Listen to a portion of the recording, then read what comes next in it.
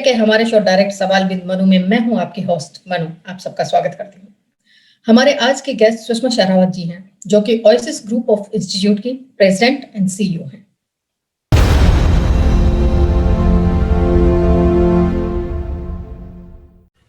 सुषमा जी, आपका हमारे शो में बहुत बहुत स्वागत है। जी नमस्कार जी, थैंक यू। सुषमा जी, मेरा सबसे पहला सवाल, भारत की नई एजुकेशन पॉलिसीज पर काम हो रहा है, आप इस बदलाव को किस तरह से देखती हैं? मैम, एक्चुअल में अगर सही मायने में बात करें तो ये बदलाव बहुत पहले ही बहुत ज़रूरी था। अभी न्यू एजुकेशन पॉलिसी के ऊपर जो बदलाव हुए हैं, अगर वो सभी के सभी प्रॉपर इम्प्लीमेंट हो जाते हैं तो मैं कहूँ कि इंडिया भी उन देशों में शामिल हो जाएगा जो एक टॉप लेवल के एजुकेशनिस्ट कहे जाते हैं, जिसमें हम कनाडा को कहें या इजराइल को कहें या हम डेनमार्क लें, उन कंट्रीज़ में इंडिया भी शामिल हो जाएगा। अगर जिस तरह से आज एनईपी को देखा जा रहा है, न्यू एजुकेशन पॉलिसी में जितनी राय दी जा रही है, जिस तरह से उसको इम्प्लीमेंट करने के बारे में सोचा जा रहा है, तो मुझे लगता है कि इंडिया एक बहुत अच्छा एजुकेशन लेवल पर अपना नाम कर पाएगा। ऐसा हमें उम्मीद है अगर इसके ऊपर अच्छे से काम होता है तो। मैम, आप थ्योरी बेस्ड एजुकेशन और प्रैक्टिकल बेस्ड एजुकेशन को किसको बेहतर मानती हैं? मैम देखिए, ये तो जग जाहिर है कि प्रैक्टिकल ही सबसे पहले होना चाहिए। प्रैक्टिकल ही नॉलेज जो है बंदे को वो आगे बनाती है, लेकिन प्रैक्टिकल आएगा कैसे? उसका कुछ ना कुछ तो थ्योरेटिकल पैटर्न होना चाहिए, कुछ ना कुछ तो उससे थ्योरी निकल के आनी चाहिए। जब थ्योरी क्लियर होगी बच्चे को तब प्रैक्टिकल नॉलेज होगी। लेकिन मेन बात जो है वो हम इस पॉइंट पर लेके चलेंगे कि आपने कहा कि थ्योरी एंड प्रैक्टिकल दोनों में से किसे आप बेस्ट समझते हैं। अंडरस्टूड बात है, जो चीज़ करने से अच्छे से समझ में आती है वो पढ़ने से उतनी अच्छे से समझ में नहीं आती है। इट मीन्स कि हमारी जो न्यू एजुकेशन पॉलिसी आ रही है, हम उसकी बात करें या जो ऑलरेडी जिन देशों ने इस चीज़ को इम्प्लीमेंट कर रखा है, अगर हम उनकी बात करते हैं तो उस केस के अंदर बच्चा जब चीज़ को समझता है, बच्चा जब एजुकेशन लाइन में है, तो उस पॉइंट के ऊपर उस बच्चे के कंसेप्ट क्लियर होना बहुत जरूरी है। कंसेप्ट क्लियर होंगे, जब कंसेप्ट क्लियर होंगे, उस बच्चे को जब उस चीज़ के बारे में बिल्कुल क्लियर कंसेप्ट उसको कर दिया जाएगा, उसको समझा दिया जाएगा कि आप इस तरह से इसको यूज करेंगे। इवन सपोज कि हम थ्योरेटिकल बेस की बात करें, बच्चे को आपने पढ़ा दिया बट वो यूज कहाँ हो रहा है, उसकी लाइफ में भी उसे यूज करना हमें सिखाना पड़ेगा। लाइक हम लिटरेचर की बात करें तो लिटरेचर में generally means moral values, ethics से रिलेटेड कुछ लेसन्स दिए जाते हैं, उसको बताया जाता है, बट उसको ये भी समझ में आना चाहिए कि यार जो तूने ये स्टोरी पढ़ी है, जो तूने ये समझा है, ये चीज़ आपको प्रैक्टिकल में अपने लाइफ में यूज करनी है। यही तो चीज़ है। उसके अलावा सपोज कि आपने अभी बोला कि मैडम प्रैक्टिकल थ्योरेटिकल में हम इस चीज़ को ज़्यादा बेटर मानेंगे कि बच्चे ने जो चीज़ समझ लिया उसको इम्प्लीमेंट करना उसे आना चाहिए राइट वे में। ठीक है जी। इट मीन्स कि जो प्रैक्टिकल नॉलेज है इंसान को, वो उसको बेहतर बनाती है, बेहतर ह्यूमैनिटी की तरफ भी लेके जाती है, एक सभ्य समाज का हिस्सा बनाने में भी बहुत वे रहता है प्रैक्टिकल नॉलेज का। जी सुषमा जी, आपने बिल्कुल सही कहा कि प्रैक्टिकल नॉलेज जिस तरह से हम जब एग्जांपल्स देके या उनको प्रैक्टिकल करवा के बच्चे को देते हैं तो वो लॉन्ग टर्म तक उनको याद रहता है। थ्योरेटिकल तो क्लासरूम है, परसेंटेज है, और उसके बाद वो मेन स्ट्रीम लाइफ में वो काम नहीं आती है। सुषमा जी, मेरा अगला सवाल है, सरकारी स्कूलों में कहाँ खामियां रह जाती है कि जो हमारे समाज को प्राइवेट स्कूल और इंस्टीट्यूट की तरफ जाना पड़ता है? आप इसको किस तरह से देखती हैं? मैम, मैं सॉरी के साथ कहना चाहूँगी, ये बात, मेरी बात किसी को ख़राब नहीं लगनी चाहिए, लेकिन जो सच है वो सामने आना चाहिए। आप मीडिया तो इस चीज़ का बड़ा अच्छा रोल प्ले कर ही रहे हैं और मैं आभारी हूँ वी मीडिया की भी कि जिन्होंने मुझे आज अपने चैनल पर बुलाया और मुझे बात करने का मौका रखा, मेरी बात रखने का मुझे मौका दिया है। आपने कहा कि गवर्नमेंट स्कूल्स में एंड प्राइवेट स्कूल के अंदर क्या डिफरेंस है और क्यों लोग अपने बच्चे को प्राइवेट स्कूल में ले जा रहे हैं। उसका रीज़न सबसे पहले तो यही है, मैं माफ़ी साथ कहना चाहूँगी ये बात कि सबसे पहला रीज़न तो उसमें यही है कि गवर्नमेंट स्कूल के अंदर मैक्सिमम वो लोग अडॉप्ट करते हैं गवर्नमेंट स्कूल को जो खुद लिटरेसी पावर में नहीं है। मीन्स मैक्सिमम पेरेंट्स जो ऑलरेडी लिटरेसी में नहीं है, जिनके पास लिटरेसी नहीं है, वो उसको प्रेफर करते हैं, वो उसे प्रेफर करते हैं। तो उसके बाद फिर टीचर के ऊपर उतना थोड़ा सा कहते हैं ना कि टीचर के ऊपर भी थोड़ा सा केयर होना चाहिए, तो टीचर को वो फॉलोअप नहीं मिल पाता है बच्चों की तरफ से, पेरेंट्स की तरफ से। तो टीचर भी हल्के से कहीं ना कहीं, मैं कहूँ कि एक अकाउंटेबिलिटी टीचर की होनी चाहिए, उसके ऊपर टीचर खरा नहीं उतरती है। एक तो ये रीज़न है। दूसरा रीज़न है गवर्नमेंट स्कूल्स के अंदर के जो गवर्नमेंट टीचर्स हैं वो थोड़े से मुझे लगता है कि अरे यार हम तो गवर्नमेंट जॉब पर हैं और हम काम कर रहे हैं, बट ठीक है काम हो रहा है, वो थोड़ा सा एक चलने और चलाने वाली बात करते हैं। वो उसको 100% मुझे करना है या ये बच्चा मेरा प्रोजेक्ट है, इस बच्चे के मैंने जो अपनी लाइफ में सीखा उससे बेस्ट मैं इसे बनाऊं, ऐसा गवर्नमेंट स्कूल्स में टीचर्स के पास नहीं मिल पाता है। उसका सबसे बड़ा रीजन है मैम, बच्चा जो है, बच्चे की जो एजुकेशन है वो एक गाड़ी के दो पहलू की तरह है, एक तरफ पेरेंट्स और एक तरफ टीचर है। जब पेरेंट्स सपोर्ट करता है टीचर को तो टीचर का भी काम करने का मन करता है, लेकिन जब बच्चे जो गवर्नमेंट स्कूल्स में जा रहे हैं वहां पर टीचर्स को भी पेरेंट्स की तरफ से सपोर्ट नहीं मिलता है। एंड सपोर्ट नहीं मिलने की वजह भी एक है कि बच्चा केयरलेस होता है और टीचर भी थोड़ा सा वहां पर फिर अपना थोड़ा सा ज्यादा ही जो उनका काम होता है थोड़ा हल्कापन कर देते हैं। और वो एक रीजन है, मैं कहूँ कि हमारे इंडिया के अंदर तो स्पेशली है ये रीजन कि बच्चे जो हैं गवर्नमेंट स्कूल से, ऐसा नहीं है कि गवर्नमेंट स्कूल से रिजल्ट नहीं आते हैं, बट उन्हीं बच्चों के रिजल्ट मैक्सिमम आपको देखने को मिलेंगे जहां पेरेंट्स ने अपनी पूरी अकाउंटेबिलिटी दी है और टीचर भी वहां फिर काम कर पा रहा है। प्राइवेट एजुकेशन की अगर हम बात करें तो प्राइवेट स्कूल्स में क्या है कि वहां पर तो बच्चे को अपना एक प्रोजेक्ट समझ लिया जाता है। बच्चे को मीन्स एक बच्चा सपोज मैं एक एजुकेशनिस्ट हूँ तो मैं किसी बच्चे को अगर मैं पढ़ा रही हूँ तो वो बच्चा मेरा प्रोजेक्ट हो गया। उस बच्चे के ऊपर मुझे काम करना है, उस बच्चे के ऊपर मुझे इस लेवल का काम करना है कि वो बच्चा एक सभ्य समाज का निर्माता बने, इस तरह का मुझे उसे काम करना है। प्राइवेट स्कूल के अंदर मैक्सिमम कोशिश रहती है कि बच्चे को एज अ केयर प्रोग्राम दिया जाए, उसके इथिक्स भी प्रॉपर डेवलप रखे जाएं, उसके इथिक्स की तरफ भी उस पर ध्यान दिया जाए, उसके मॉरल वैल्यूज हैं, उसका एजुकेशन है, उसका जो भी उसका बुकिश नॉलेज है, अकेला सिर्फ वही नहीं, उसकी ओवरऑल डेवलपमेंट एक होलिस्टिक ग्रोथ की तरफ प्राइवेट स्कूल जो है वो थोड़ा सोचते हैं। जो मैंने देखा है 30 इयर्स हो गए मुझे टीचिंग लाइन के अंदर, 30 इयर्स से मैं बच्चों को टीच कर रही हूँ और ऊपर वाले के आशीर्वाद से मैक्सिमम बच्चों का जो रिजल्ट है वो एक रिजल्ट वर्दी एक ह्यूमैनिटी की तरफ है कि बच्चा यस एक परफेक्ट ह्यूमन बीइंग बने, वो एक सभ्य समाज का निर्माता बने, ऐसा मेरा कोशिश रहता है। मेरा क्या सभी टीचर्स का मुझे लगता है जो परफेक्ट टीचर हैं, जो एक गुरु का भूमिका निभाते हैं, उन टीचर का ये रोल रहना चाहिए कि वो अपने बच्चे को एक प्रोजेक्ट समझे, उस प्रोजेक्ट के ऊपर काम करे और 100% उसका अल्टीमेट गोल उस टीचर को उस बच्चे के लिए दिलवाना चाहिए। ये प्राइवेट स्कूल्स में तो काफ़ी है, गवर्नमेंट स्कूल्स में अभी इसकी काफ़ी कमियां हैं। ये जनरली है, मेरी बात को किसी को बुरा नहीं लगना चाहिए, मैं माफ़ी के साथ कहती हूँ ये बात। जी सुषमा जी, आपने बहुत अच्छा एक पॉइंट रेज किया कि सरकारी स्कूल में एक ये इस चीज की तो खामियां हैं कि हमारे जो टीचर्स हैं वो ओवरऑल ग्रूमिंग की तरफ ध्यान नहीं देते हैं बच्चों के, और यही कहीं ना कहीं कमी रह जाती है कि वहाँ के बच्चे या वहाँ फैमिली जो है आज वो प्राइवेट स्कूल्स की तरफ जाते हैं क्योंकि वो इंडिविजुअली हर बच्चे के ओवरऑल ग्रूमिंग की तरफ ध्यान देते हैं। सुषमा जी, मेरा अगला सवाल है, अभी भी भारत में आईएएस बनने का क्रेज बहुत ज्यादा है, ये व्हाइट कलर जॉब के रूप में हमारे यहाँ काउंट किया जाता है। क्या हमारी एजुकेशन पॉलिसी सही मायने में एक अच्छा अधिकारी बनाने में कामयाब होती है? इस क्वेश्चन के अंदर आपने काफी सारे बातें पूछ ली हैं, बहुत सारी बातें आपने पूछी हैं। मैं देखिए वर्ल्ड का अगर आप काउंट करेंगे तो 3rd नंबर का टफेस्ट एग्जाम इंडिया का एडमिनिस्ट्रेशन अपना यूपीएससी है, जिसमें आईएएस फर्स्ट प्रायोरिटी हर किसी की रहती है कि मैं आईएएस बनूं, मैं एडमिनिस्ट्रेटर ब्लॉक में जाऊं, मैं वैसे करूं।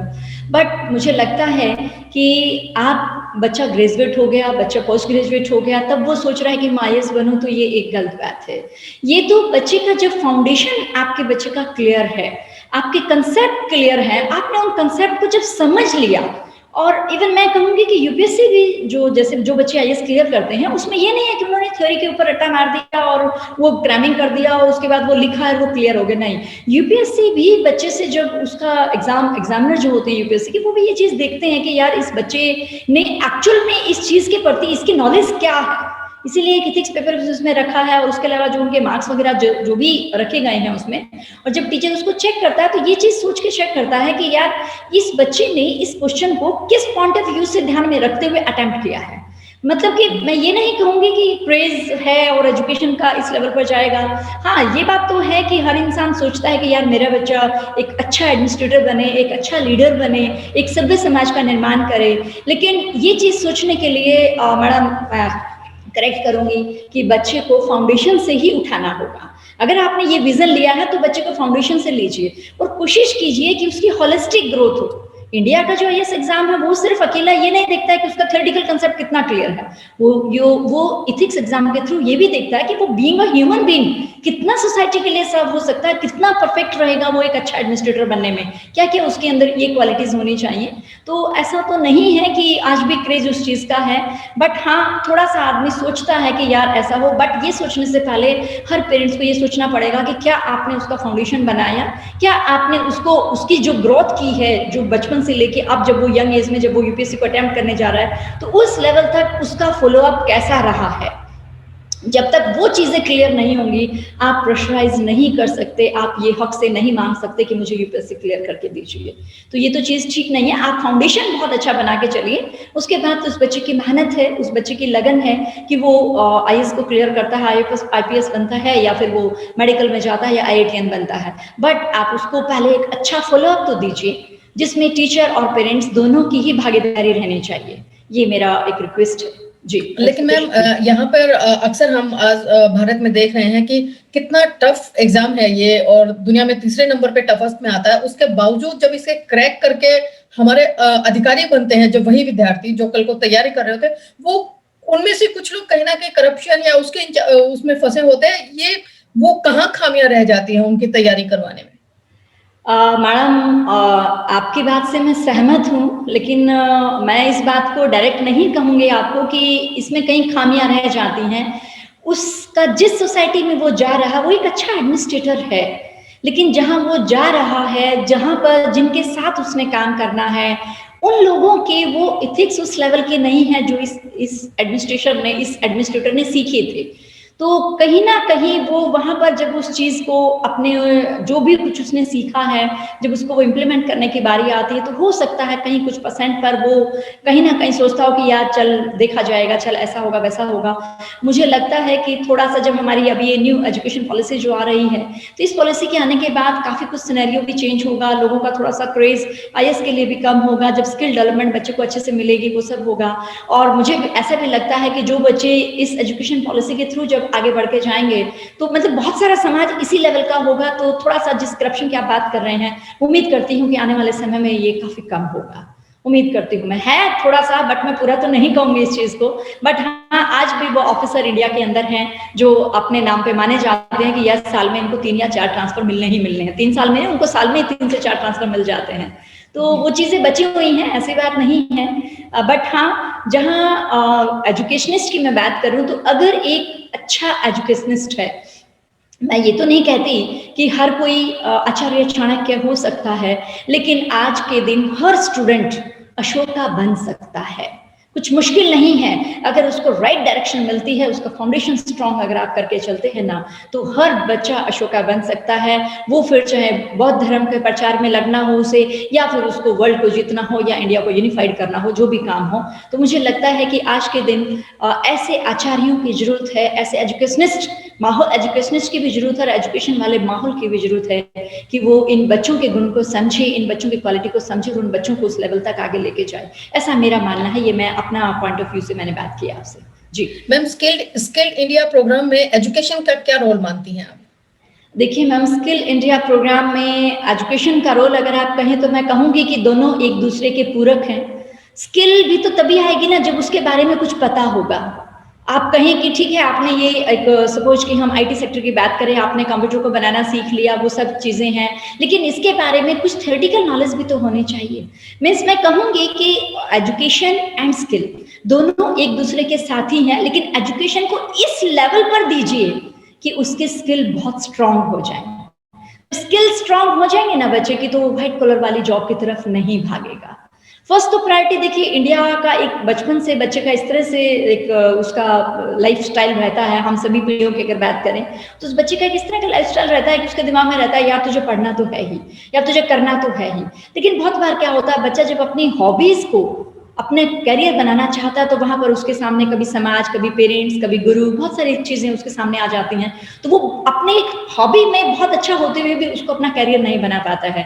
तो अगर स्किल साथ में चलती है, लाइक अपने एनईपी के अकॉर्डिंग अभी 6th क्लास के ऑनवर्ड से ही स्किल डेवलपमेंट अच्छे से स्टार्ट हो जाएगा, तो उस केस के अंदर मैं कहूंगी कि एक बार तो शायद हो सकता है कि वो गवर्नमेंट जॉब की तरफ या व्हाइट कॉलर जॉब की तरफ वो अपना माइंड करे भी, लेकिन मुझे लगता है जो एक डिप्रेशन वाला पॉइंट है, जो एक हरासमेंट वाला पॉइंट है या एक स्ट्रेस वाला पॉइंट है, वो पॉइंट कहीं ना कहीं खत्म होने शुरू हो जाएंगे जब बच्चा अपने आप को हुनर के हिसाब से देखने लगेगा। एटलीस्ट अभी अभी आजकल का जो सिनेरियो चल रहा है या अभी जो एजुकेशन पॉलिसी आप हमारे इंडिया को कितना समय हो गया है इंडिपेंडेंट हुए, लेकिन अभी भी जो एजुकेशन पॉलिसी हमारी चल रही थी उसके अंदर मैं ये तो नहीं कहूँगी कि बहुत सारी खामियां थी, लेकिन 1968 में जो फर्स्ट एजुकेशन पॉलिसी इम्प्लीमेंट करने की बारी आई थी तो उसमें भी बहुत सारी अड़चनें आई थी, वो अच्छे से इम्प्लीमेंट नहीं हो पाई थी। लेकिन अभी फिर से कोशिश हो रही है कि इसमें कुछ बदलाव करके इसको उस तरीके से लाया जाए, और अगर ये बदलाव होने के बाद ये एजुकेशन पॉलिसी इंप्लीमेंट हो जाती है तो मैं कहूंगी कि स्किल इंडिया, डेवलप इंडिया, तो ये जो एक सपना है हम सबका कि हम अपना हुनर होगा, जब इंसान के अंदर अपना हुनर होगा तो वो इंसान बहुत कुछ कर सकता है। वैसे जनरली अगर सिर्फ एजुकेशन के बलबूते पर आप कहें तो बाई चांस बच्चा है वो स्ट्रेस में भी जा सकता है, नहीं सक्सेस हो पाता एजुकेशन के लेवल पर, स्ट्रेस में जा सकता है, सोसाइटी का एक अच्छा हिस्सा नहीं बन पाता है, एक सभ्य समाज का निर्माता नहीं बन पाएगा वो। लेकिन अगर साथ साथ उसके पास स्किल है तो उसके अंदर एक सेटिस्फेक्शन आ जाएगी, यार मैं एजुकेशन में कहीं किसी कारण से नहीं जा पाया, एटलीस्ट मेरे पास आज के दिन अब मैं रोजगार उन्मुक्त हूँ, मैं अपना काम तो बहुत अच्छे से कर सकता हूँ। तो मुझे लगता है कि स्किल इंडिया, स्किल एजुकेशन जो है वो देश को भी एक सर्वांगीण विकास की तरफ ले जा सकती है, ऐसा मेरा मानना है। जी मैम, आपने अभी एक पॉइंट कहा कि बच्चा स्ट्रेस में आ जाता है। हम अक्सर देखते हैं कि जब भी बोर्ड एग्जाम्स के रिजल्ट आते हैं तो उस दौर में कुछ बच्चों की परसेंटेज कम होती है या ऐसा, तो वो किसी स्ट्रेस के, कई बार हम देखते हैं कि सुसाइड अटेम्प्ट तक हमारे बच्चे कर लेते हैं। तो इस पे पेरेंट्स को और टीचर्स को किस तरह से बच्चे के तरफ ध्यान देना चाहिए कि अगर परसेंटेज भी कम गई है तो भी वो जीने की ख्वाहिश ना छोड़े? आजकल परसेंटेज ही सब कुछ हो गया है। हाँ मैम, ये थोड़ा सा अभी तो मैं कहूँगी कि पिछले 3-4 साल से तो ये ट्रेंड में इस चीज़ में जो आपने सुसाइड अटेम्प्ट किया उसमें काफ़ी कमी आई है।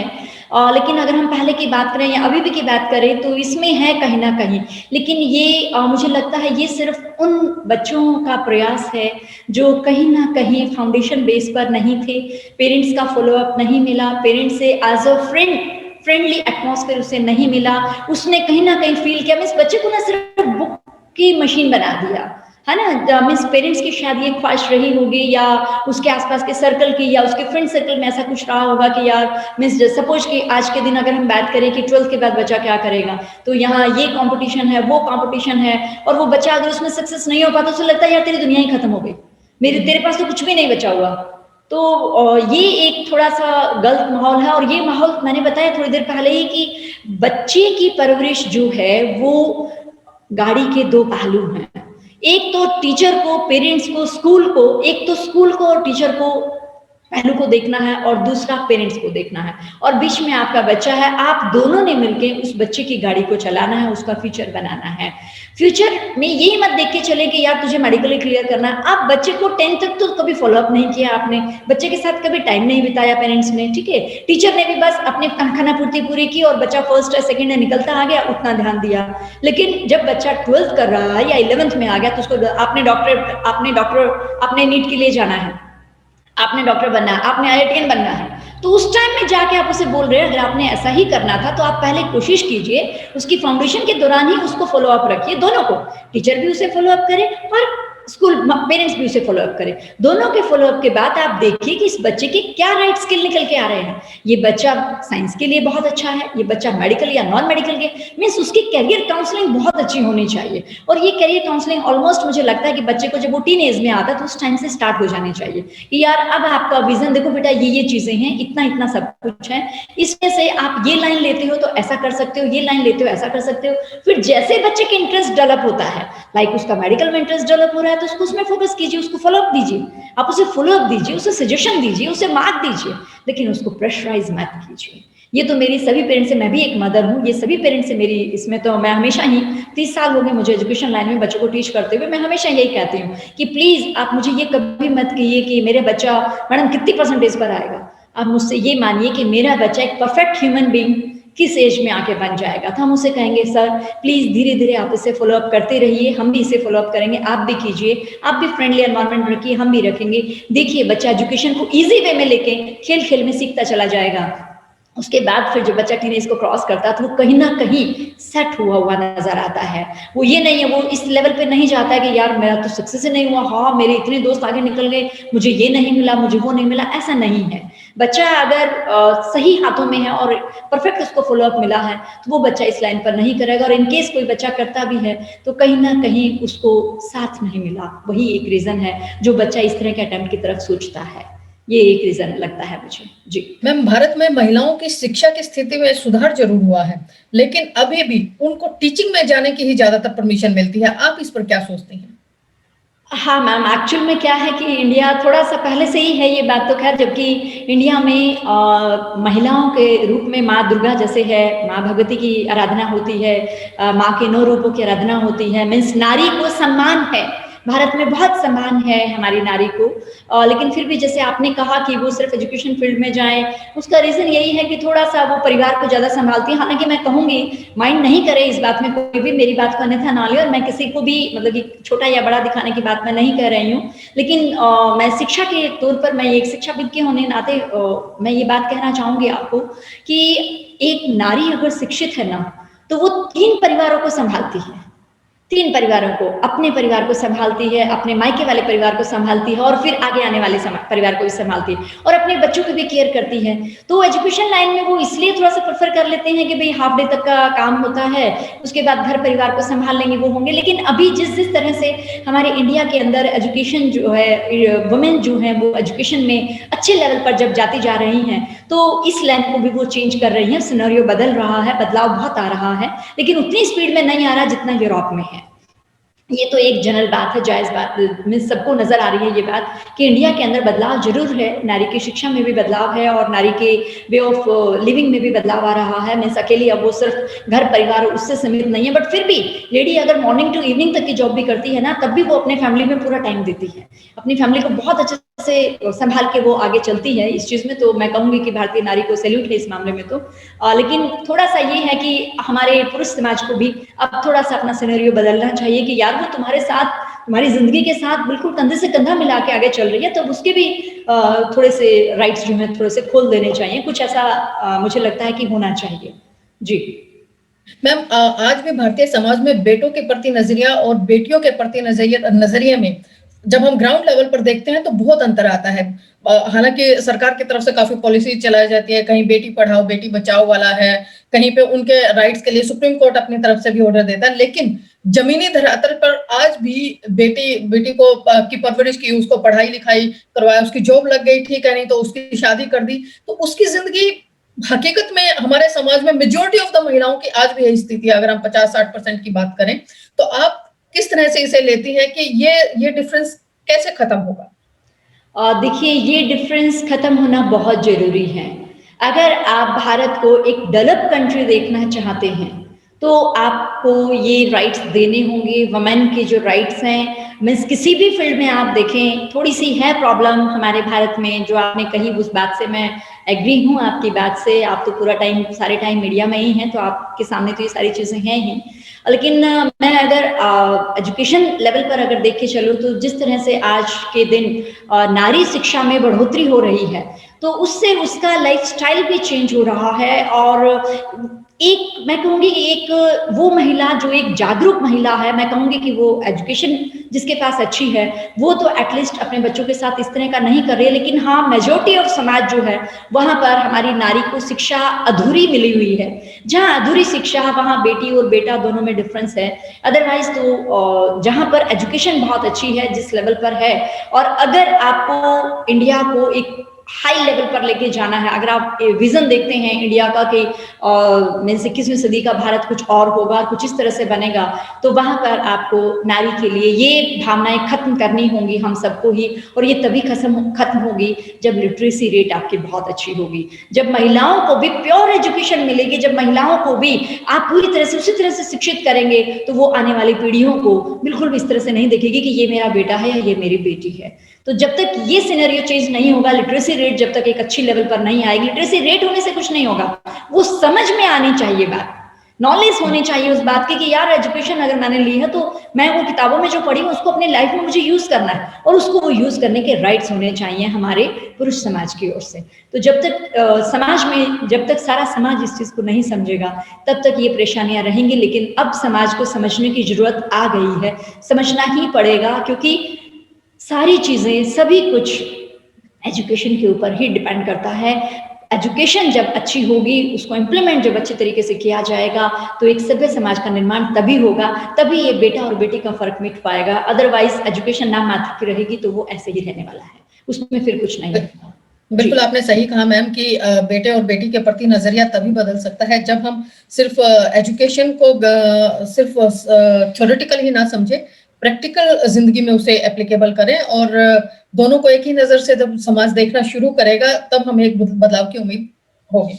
मैम मेरा अगला सवाल है, सल्तनत ऑफ ओमान के स्कूल और आपके एजुकेशन इंस्टीट्यूट्स के बीच में कल्चर एक्सचेंज प्रोग्राम के तहत आप लोग कुछ गतिविधियां करते हैं, तो ये कल्चर एक्सचेंज प्रोग्राम जो दूसरे देशों के साथ जब हमारे स्कूल करते हैं, तो ये स्टूडेंट्स की ग्रूमिंग किस तरह से, इनका क्या ओवरऑल इफेक्ट पड़ता है स्टूडेंट्स के ऊपर? मैम आपने बिल्कुल आपने पूरी नॉलेज ले रखी है हमारे बारे में।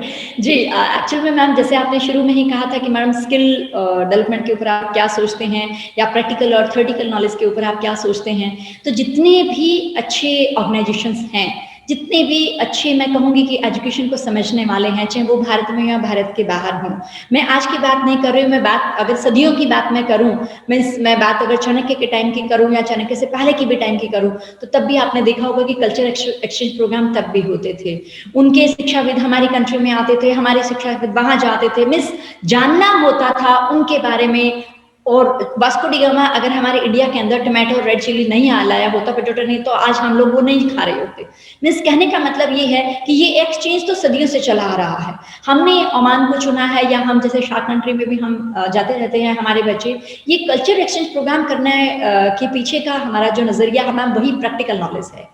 मीन्स हम बच्चे को हम बच्चे को अरब कंट्रीज पढ़ा रहे हैं, तो अरब्स में हम ओमान को बहुत, एक मैं कहूँगी बहुत रिस्पेक्टफुल कंट्री की नज़र से हम देखते हैं ओमान को। सबसे पहला रीज़न तो यही है कि आपने जैसे अभी 2-3 क्वेश्चन मुझे किए थे, पूछा था मुझसे वुमेन के बारे में। आप देखिए ओमान के अंदर लगभग 50% राइट्स वुमेन के पास हैं, चाहे वो आप गवर्नमेंट जॉब में देखें, चाहे वो एजुकेशन फील्ड में देखें। मैं कहूँगी कि महिलाओं की जो लाइफ है ओमान के अंदर बहुत ही सेफ भी है, बहुत सिक्योर भी है, एंड बहुत मीन्स राइट्स हैं वुमेन के पास, वो बहुत अच्छे से अपना काम कर रही हैं। एक तो ओमान की तरक्की का वुमेन बहुत बड़ा राज है। दूसरा आप देखेंगे इसमें ओमान के अंदर ही कि उन्होंने अपने कल्चर को बहुत मेंटेन करके रखा हुआ है, और जिस देश का संस्कृति, जिस देश का कल्चर सलामत है ना जी, वो देश बहुत डेवलप होते हैं, बहुत आगे बढ़ते हैं। तीसरी बात, ओमान के अंदर स्किल डेवलपमेंट भी बहुत ज़्यादा है। ओमान के अंदर सिर्फ ओनली एजुकेशन ही नहीं है, चाहे वो जो भी बोर्ड के स्कूल हों, वहाँ पर स्किल के ऊपर बहुत ध्यान दिया जाता है, और उसको बहुत बढ़ोतरी भी मिलती है। मीन्स बहुत एक्सपोजर मिलता है स्किल डेवलपमेंट वालों के ओमान के अंदर, ये चीज़ मैंने बहुत ज़्यादा देखी है। एंड दूसरी बात, ओमान में आप जो देख सकते हैं वो एक चीज़ है कि ओमान में जो वहाँ का लाइफ है, जो रहने का तरीका है, जो भी कुछ है, भले ही वहाँ पर बहुत ज़्यादा गर्मी है, सब कुछ है, लेकिन फिर भी एजुकेशन रेट देखिए आप उनका 91.1%। मीन्स एक ओवरऑल डेवलपमेंट वो सिर्फ कह नहीं रहे हैं, वो कर रहे हैं। तो जो चीज़ हो रही है, अगर हमारे देश के बच्चे भी उस चीज़ को देखेंगे तो आने वाले समय में इन्हीं को समाज संभालना है। तो इसीलिए हमने ओमान को भी चुना, और शार्क कंट्रीज के अंदर भी खैर हमारे बच्चे कल्चरल प्रोग्राम के लिए जाते हैं। उसके पीछे का भी रीज़न एक ही है मैम कि बच्चे वहाँ जाएं, उस चीज़ को देखें, और उस चीज़ को सिर्फ हम तो जैसे किताबों में पढ़ा दिया और उसको अमल करें या ना करें, लेकिन वहाँ जो भी कुछ पढ़ा जा रहा है वो लाइफ में यूज हो रहा है। तो बच्चा जो अभी आने वाले समय में, आने वाले 8 सालों के बाद, 10 सालों के बाद वो एक सभ्य समाज का हिस्सा बनने वाला है, एक समाज का निर्माता बनने वाला है। तो जब वो डिफरेंट कल्चर को देखेगा और उस कल्चर की क्वालिटी देखेगा, उस कल्चर को समझेगा, जानेगा, और उस कल्चर के मेरिट डिमेरिट सिलेक्ट करने के बाद मुझे लगता है कि वो एक ज़्यादा सभ्यता की तरफ, एक ज़्यादा सभ्य मॉडल के रूप में सामने आएगा। इसी पर्पज में हमने ओमान को भी चुना, और शार्क कंट्रीज में भी हमारे बच्चे कल्चरल प्रोग्राम के लिए जाते हैं, तो इसी पर्पज में उसको चुना है कि प्रैक्टिकल नॉलेज बच्चे को मिले। देखिए बेटा, इंडियन कल्चर है, आप माइंड मत कीजिएगा इस बात को, मॉडर्नाइज़ होना चाहिए, लेकिन मॉडर्नाइज़ होने का तरीका होना चाहिए, वो तरीका आपको ओमान में देखने को मिलेगा। ऐसा नहीं है कि मॉडर्निटी वहाँ ओमान में नहीं है, बहुत ज़्यादा मॉडर्निटी है। आप देखिए उनके किस लेवल पर वो लोग लाइफ़स्टाइल है उनका, किस तरीके से वो लोग जी रहे हैं, लेकिन उन्होंने अपने कल्चर को कभी नहीं भूला। उनका जो कल्चर हेरिटेज है ना, वो बहुत ज़बरदस्त चीज़ है और वही चीज़ प्रैक्टिकल रूप में हम बच्चों को हमेशा से दिखाते आए हैं। तो हर कंट्री में जो भी कंट्री के साथ हमारा टाई अप होता है, हम बच्चों को वहाँ लेके जाते हैं। उन कंट्री के बच्चे हमारे इधर हमारे ऑर्गेनाइजेशन में आते हैं, हमारे स्कूल में आते हैं, हमारे कैंपस में आते हैं। तो बच्चे हमारे बारे में भी जानते हैं, हमारे बच्चे उनके बारे में जानते हैं। इन दोनों के पीछे जानने का मतलब सिर्फ एक ही है कि वो खुद अपने आँखों से, अपने नज़रिए से उस देश को जाने, उस देश की सभ्यता को जाने और उसको फिर अपनी लाइफ में इम्प्लीमेंट करें, उसकी सारी पॉजिटिविटी को। तो ये पर्पज़ है जी वहाँ जाने का। जी। मैं मेरा आखिरी सवाल, जैसा कि अभी आपने कहा कि आप लोगों के आपके स्टूडेंट्स सार्क कंट्रीज में भी जाते हैं, तो जी। एक एजुकेशनिस्ट की नज़र में आप तो इसे देखती हैं कि बच्चे की ओवरऑल ग्रूमिंग होनी चाहिए, उसके लिए उनका डिफरेंट कंट्रीज के कल्चर एक्सचेंज प्रोग्राम के तहत प्रोग्राम्स होते रहने चाहिए। लेकिन बच्चों के पेरेंट्स जो हैं, वो इसको किस पॉइंट ऑफ व्यू से लेते हैं? वो कैसे समझते हैं कि ये हमारे बच्चे की बेहतरी के लिए किस तरह से काम करता है? बच्चे के पेरेंट्स मैम इस बात को तभी समझेंगे जब उसको बच्चे में बदलाव नज़र आएगा। बच्चा जब हमारे स्कूल में पढ़ रहा है तो वहीं से वो उसको देखना शुरू कर देता है, यस बच्चा बिल्कुल राइट हाथों में है, बच्चा बिल्कुल राइट ऑर्गेनाइजेशन में है, राइट वे में वो एजुकेशन को लेके जा रहा है और ये स्कूल अगर मेरे बच्चे को कल्चर के प्रोग्राम के लिए चुन रहा है और मेरा बच्चा वहाँ सेलेक्ट हुआ है, तो इसका मतलब और उसके बाद बच्चा उस चीज़ को अपने लाइफ़स्टाइल में यूज़ कर रहा है, अपने घर में उन बातों को यूज़ कर रहा है, अपने पेरेंट्स के साथ, अपनी फैमिली के साथ, अपने फंक्शंस में उन चीज़ों को, तो पेरेंट्स को दिखता है यस यार तेरा बच्चा कुछ अलग है। इसका मतलब कि स्कूल बच्चे को जो भी चीज़ दे रहा है वो प्रैक्टिकल वे में दे रहा है, तो उसका मीन्स जो भी कुछ उसने पढ़ा है उस चीज़ का साथ के साथ प्रैक्टिकल जब पेरेंट्स को नज़र आता है तो वो उस चीज़ को पॉजिटिव वे में ही लेता है कि यस बच्चे की जो ग्रूमिंग हो रही है उसकी वाकई ही प्रॉपर होलिस्टिक ग्रोथ के साथ वो बच्चा डेवलप हो रहा है। ऐसा पेरेंट्स मानते हैं, पेरेंट्स के पॉइंट ऑफ व्यू से मैं आपको बात कर रही हूँ ये। जी। बहुत-बहुत शुक्रिया मैम, वी मीडिया के साथ हम हमारे साथ जुड़ने के लिए और अपनी बात साझा करने के लिए कि किस तरह से आप लोग ओवरऑल बच्चों की ग्रूमिंग की तरफ ध्यान देते हैं। उसके लिए बहुत-बहुत शुक्रिया मैम। जी, जी। थैंक यू वी मीडिया आपने मुझे समय दिया, मुझे चुना इस चीज़ के लिए एंड सीधे सवाल विद मनु प्रोग्राम में आपने मुझे मौका दिया आने का, बहुत-बहुत आभारी हूँ मैं इस बात की। धन्यवाद। Thank you.